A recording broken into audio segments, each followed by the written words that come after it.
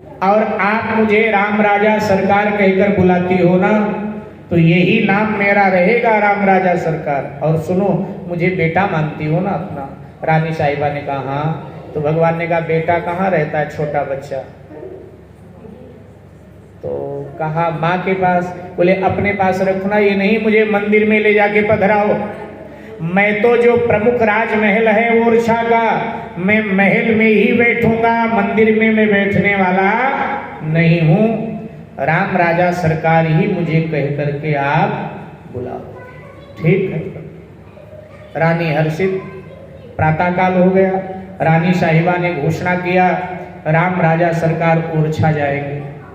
ऐसे ऐसे प्रभु का मुझे दर्शन हुआ, प्रभु ने विग्रह हमें दिया है। अयोध्या के संत महंत सब इकट्ठे हो गए। कोई कहने लगा ये असत्य है, झूठ बोल रही हैं। कोई कहता है नहीं, रानी साहिबा बड़ी धार्मिक हैं और भगवान तो भक्त के लिए प्रकट ही होते हैं। जब रानी साहिबा के लिए दो तरह की बातें होने लगी कि असत्य बोल रही हैं, तो रानी साहिबा ने कहा सत्य कैसे मानोगे? तो जो विरोधी थे रानी साहिबा के, उन्होंने कहा देखो, अगर भगवान ने ही स्वरूप अपना तुम्हें दिया है तो भगवान के स्वरूप को रथ पे पधरा दिया जाए, घोड़े निकाल दिए जाएं, और रथ अगर अपने आप ओरछा की ओर चल पड़े तो हम मान लेंगे कि आपकी बात सत्य है। महारानी साहिबा ने भगवान को रथ पर पधरा दिया, घोड़ों को निकलवा दिया और कहा राम राजा सरकार ओरछा चलना है तो फिर आप अपने ढंग से रथ चला के ले चलो। जैसे इतना कहा तो बिना घोड़ों के ही रथ ओरछा की ओर दौड़ पड़ा। तब सभी संत महात्मा महारानी गणेश कुंवरी को नतमस्तक हुए। इधर महारानी साहिबा ने सूचना भिजवाई, ओरछा तेज तर्रार घोड़ों पर सेवक चलकर अयोध्या से चल पड़े ओरछा की ओर। जो रानी साहिबा के साथ सेवक रहते थे चल पड़े। जाकर के मधुकर शाह को बताया कि रानी साहिबा इस तरह से राम राजा सरकार को ले करके आ रही।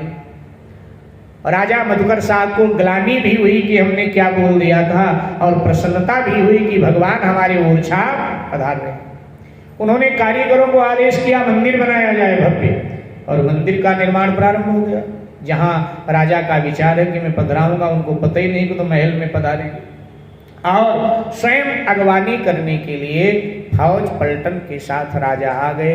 रास्ते में महारानी साहिबा से उनकी मुलाकात हुई। अब पुष्य नक्षत्र में यात्रा चलती है, जैसे नक्षत्र खत्म हो जाता है रथ अपने आप रुक जाता है, वहीं सब शिविर लग जाते हैं, भजन कीर्तन। तो ऐसे करते करते पूरे 1 वर्ष लग गए अयोध्या से ओरछा भगवान को पहुंचने। अभी मंदिर तैयार नहीं हुआ पूरी तरह, और मंदिर में भगवान को पधारना नहीं। महारानी साहिबा ने जो प्रमुख राजमहल था वहीं राम राजा सरकार की प्रतिष्ठा किया, वहीं राम राजा सरकार पधार गए। मेरे भाई बहन, जब मंदिर बनकर तैयार हुआ तो राजा साहब ने रानी साहिबा से कहा कि राम राजा सरकार को महल से मंदिर में स्थानांतरित करना पड़ेगा, वहां स्थापना कर दें। अब रानी साहिबा ने कहा ठीक है, मैं पूछ लेती। रानी साहिबा से ही भगवान बात करते थे और किसी से नहीं। जब रानी साहिबा ने राम राजा सरकार से पूछा कि प्रभु जय जय, मंदिर में पधारो, राजा साहब ने आपके लिए मंदिर बनवा के तैयार किया है। तो भगवान ने कहा माँ मैंने पहले कह दिया था मंदिर में नहीं रहूंगा। बेटे को कोई मंदिर में नहीं बिठाता है, अपने पास रखता है, मैं तो इसी राजमहल में रहूंगा मंदिर में।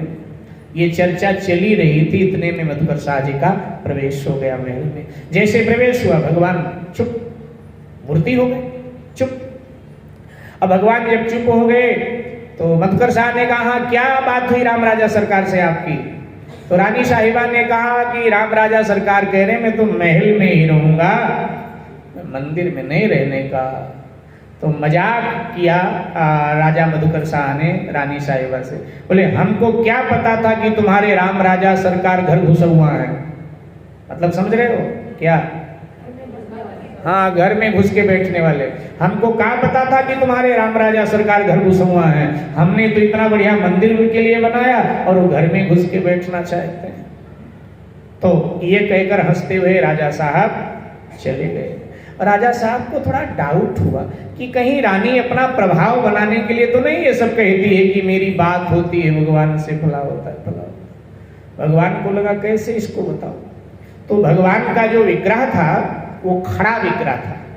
भगवान का जो स्वरूप था राम राजा सरकार का वो खड़ा स्वरूप था, उसी की स्थापना महल में हुई थी। अब रानी साहिबा अपने हाथों से ही भगवान की सेवा करती थी। अगर घर में ठाकुर जी हैं तो ठाकुर जी की सेवा अपने हाथों से करनी चाहिए। ये नहीं आलस्य करो कि वो कर देगा वो कर देगा वो कर देगा। सेवा से प्रेम प्रकट होता है तो ठाकुर जी की सेवा अपने हाथों से होनी चाहिए। तो रानी साहिबा को ठाकुर जी की सेवा करने में, राम राजा सरकार की सेवा करने में 3-3.5 घंटे लग जाते थे। इतने भाव से सेवा करती थी। स्नान करना, कपड़े से पोंछना, श्रृंगार करना, माने 3-3.5 घंटे लग जाते थे सेवा में। इसके बाद में फिर भोग बनावे, भोग लगावे, थोड़ी देर आराम को मिले, तब तक शाम की फिर सेवा। तो रानी कुछ दिन तक तो ये करती रही, फिर थोड़ा उम्र हो गई और बुजुर्ग हो गई तो थोड़ा थक जाती है रानी, पसीने पसीने हो जाती है, पसीने पसीने। तो एक दिन भगवान ने कहा, माँ आप खड़े होकर सेवा क्यों करती? 3.5 घंटे आप खड़ी रहती हो, आप बैठ करके मेरी सेवा किया करो। तो रानी साहिबा ने कहा, प्रभु हम तो 3.5 घंटे खड़े होते हैं और आप तो जब से आए हो तब से अब तक खड़े हो, आप तो हमसे ज्यादा कोमल हो। हम तो इतनी कोमल भी नहीं, आप तो बहुत कोमल हो महाराज, तो आप भी तो थक जाते होंगे। बोले नहीं नहीं मैं नहीं थकता हूं। तो कहा देखो अगर आप बैठ जाओगे तो फिर तो मैं बैठ के आपकी सेवा करूंगी, और अगर आप खड़े रहोगे तो समय कितना लगे हम खड़े खड़े ही आपकी सेवा करेंगे। तो भगवान को लगा कि रानी साहिबा थक जाती हैं। भगवान ने कहा ठीक है मैया, बहुत खड़ा रहा, मैं बैठ जाता हूँ। और भगवान जब बैठ गए तब मधुकर शाह को और सारे नगर वालों को लगा कि ये तो सजीव है, हम सोच क्या रहे थे ये सजीव हैं। तो मधुकर शाह भी रानी साहिबा के आगे नतमस्तक हुए कि धन्य है तू, और तुझ जैसी पत्नी पाकर मैं भी धन्य धन्य हो गया।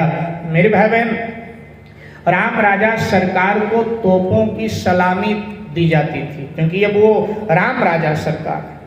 स्वप्न में उन्होंने मधुकर शाह से कहा कि अब ओरछा का राजा मैं हूं, इसलिए गद्दी पर मत बैठा करो। तो मधुकर शाह ने गद्दी पे बैठना बंद कर दिया, राजगद्दी पे नहीं बैठते हैं। मधुकर शाह ने मान लिया कि यहाँ के ओरछा के राजा राम राजा सरकार है। मधुकर शाह जो निर्णय देते थे प्रजा को नीचे जमीन पर बैठ करके देते थे। फिर इसके बाद में मधुकर शाह ने दूसरी राजधानी अपनी बसाई, दूसरा नगर बसाया मध्य प्रदेश में। आज भी वो नगर है जिसका नाम है टीकमगढ़। क्या नाम है? टीकमगढ़। क्योंकि मधुकर शाह का एक नाम प्रसिद्ध हो गया था, बहुत बड़े टिक्कैत हैं। क्या? बहुत बड़े टिक्कैत, क्योंकि वो उन्होंने जब शाही फरमान हुआ तब भी तिलक अपना धोया नहीं बल्कि और बढ़ा लिया।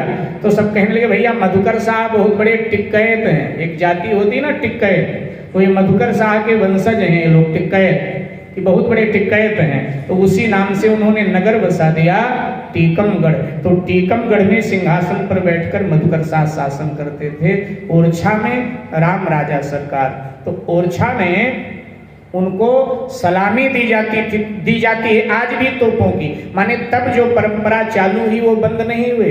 500 वर्ष लगभग मुगलों ने शासन किया हमारे ऊपर, 300 वर्ष अंग्रेजों ने शासन किया, लेकिन किसी भी शासन में वो तोपों की सलामी बंद नहीं हुई। सरकार के तरफ से तोपों की सलामी दी जाती है। आज भी सरकार की पुलिस वहां पहुंचती है प्रातःकाल मंदिर खुलने से पहले, और पहले राम जी को तोपों की सलामी देती है आज भी पुलिस के लोग, सरकारी लोग। इसके बाद में फिर सरकार का मंदिर खुलता है, फिर उनकी आरती पूजा होती है, और शाम को मंदिर बंद होने से पहले आज भी राम राजा सरकार को तोपों की सलामी दी जाती है। किसी का भी शासन रहा हो, चाहे मुगलों का रहा हो चाहे अंग्रेजों का रहा हो, उन सबने माना कि ये साक्षात भगवान राम राजा सरकार। तो ऐसे ओरछा की ये घटना है जिसकी हम आपसे चर्चा करने जा रहे हैं।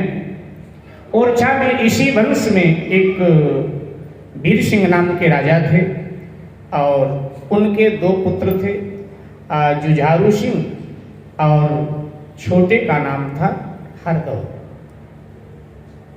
जुझारू सिंह बड़े थे, विवाहित थे, तब उनके मां की भी मृत्यु हो गई और पिता